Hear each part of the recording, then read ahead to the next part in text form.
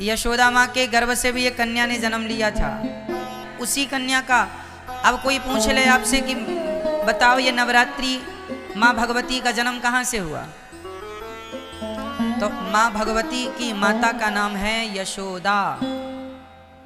जब देवकी माता ने कृष्ण को जन्म दिया, उस समय यशोदा माँ ने भी एक कन्या को जन्म दिया था। अदला बदली हो गई, देवकी के बेटे को यशोदा के पास छोड़ दिया और यशोदा की बिटिया को कंस ने पत्थर पर पटकना चाहा। वही कन्या हाथ से छूटकर आकाश में अष्टभुजा धारण करके माँ भगवती खड़ी हो गई। उन्हीं माता को विंध्यवासिनी मैया कहते हैं। विंध्याचल पर्वत में आज वही स्वरूप है। वो माँ यहाँ मथुरा से विंध्याचल चली गई थी। ये दास अनिरुद्ध ने विंध्यवासिनी मैया का भी दर्शन किया है। भगवान ने कहा देवी जाओ, मैं जन्म लेने वाला हूँ, तुम भी जन्म लो, तुम्हें 9 नाम से लोग जानेंगे पहचानेंगे। वही विंध्यवासिनी मैया को, वही दुर्गा को, वही शक्ति को आज नवरात्रि के नाम से 9 देवियों के नाम से पुकारा जाता है। वही ये माँ यशोदा की बेटी है। जैसे कंस ने पत्थर पर पटकना चाहा और वो हाथ से छूटकर आकाश में जाके अष्टभुजाधारी मैया के 8 हाथ क्यों हैं? मैया आप लोगों के हाथ कितने होते हैं? कितने? गलत उत्तर है। इस धरती की प्रत्येक स्त्री के हाथ 8 ही होते हैं। आपके भी 8 हाथ है। सच्ची बताएं, आप लोग अपने आप को जानते ही नहीं। आपका परिचय आपको ही नहीं पता।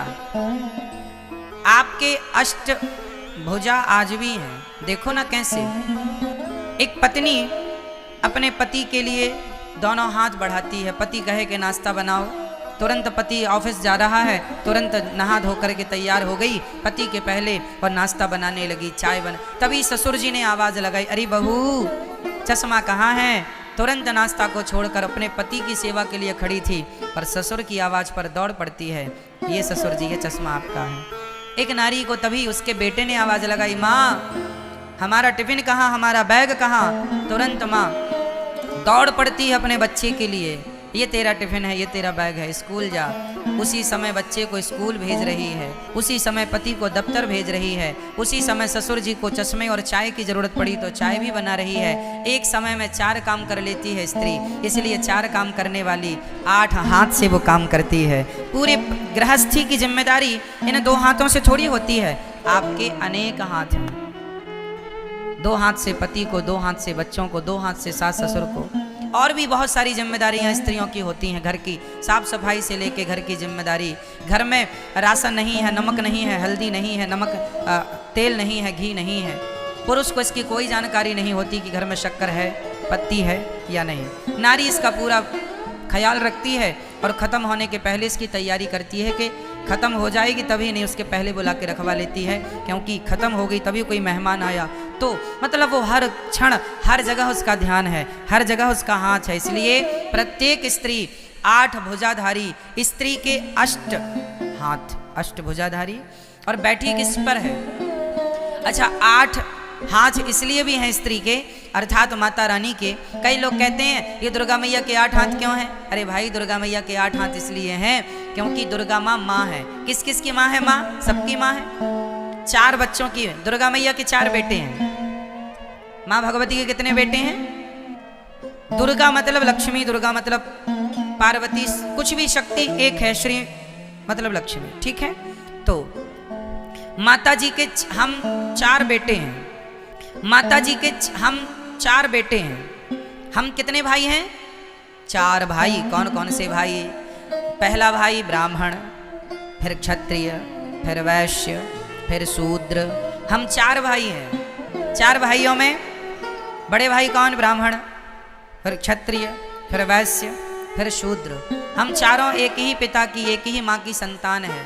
माँ दुर्गा कहती हैं मेरे 8 हाथ इसलिए हैं क्योंकि ये हाथ मेरे नहीं, मेरे 4 बच्चों के ही मेरे हाथ हैं। ये 4 बच्चों को खड़ा किया जाए तो 8 हाथ होते हैं ना। और माँ कहती हैं कि तुम चारों ब्राह्मण क्षत्रिय वैश्य शूद्र, तुम जिस दिन संगठित हो जाओगे उस दिन तुम शेर की भी सवारी कर लोगे। क्या मजाल किसी की कि तुम्हारी तरफ कोई आंख उठाकर देख ले। लेकिन तुम तो बटे हो ना आपस में, जातवाद में, इसलिए लोग आके हम पर हुकूमत करते हैं। हमें कहीं कोई लूट ले जाता है, कोई हमें गुलाम बना लेता है ना। आक्रांता के लूट गए, गुलाम बनाया। क्यों? क्योंकि हम लोगों को आपस में लड़ने की बीमारी है। हम लोग तो इस बात पे लड़ते हैं, अरे हम ब्राह्मण हैं, हम क्षत्रिय, हम वैश्य हैं, शूद्र हैं। अरे पगले, तुम चारों एक ही बाप की संतान हो। ये झगड़ा करने को कहा किसने? वेदों में तो कोई झगड़ा नहीं है। वेदों में तो ब्राह्मणोस्य मुखमासीद बाहु राजन्यः कृतः ऊरु तदस्य वैश्यः पदभ्यांगुं शूद्रो अजायत।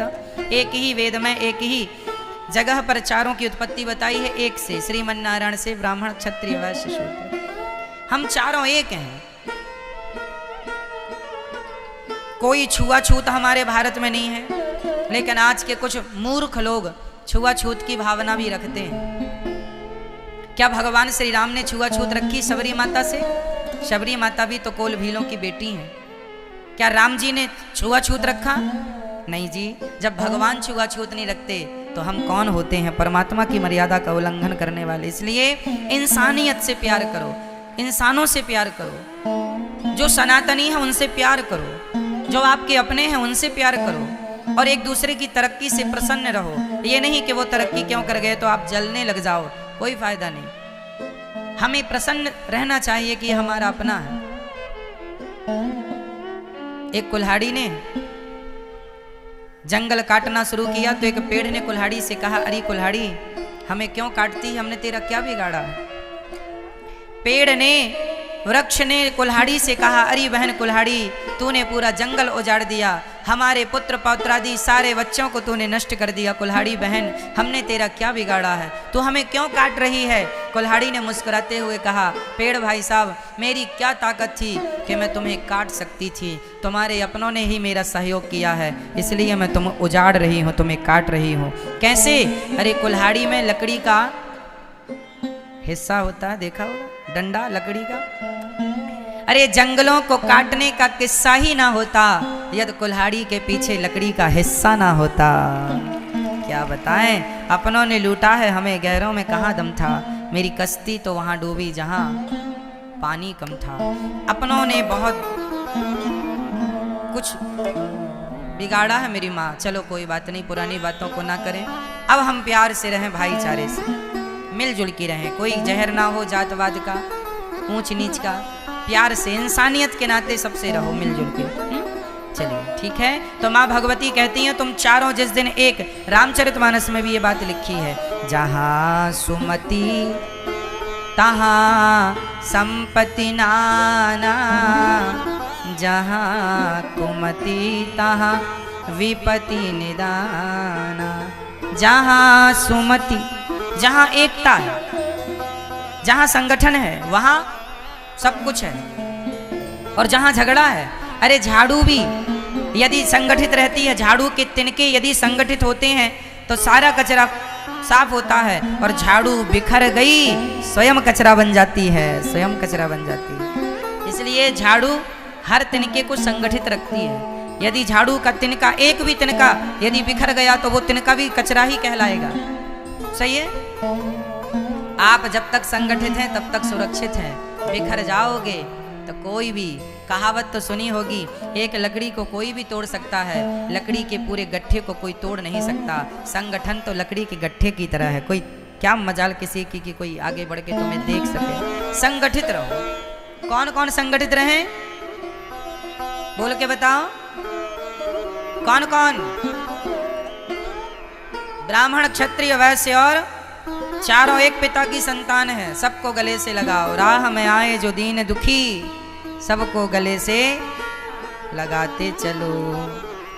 प्यार से रहो, बहुत जरूरत है इस प्यार की मेरी माँ। पता नहीं लोग क्यों झगड़ा करते हैं, बात बात पर विवाद करते हैं। हमारी दुर्गा मैया तो कहती हैं, बेटा तुम संगठित रहो, और रह लोगे तो शेर की भी सवारी कर लोगे।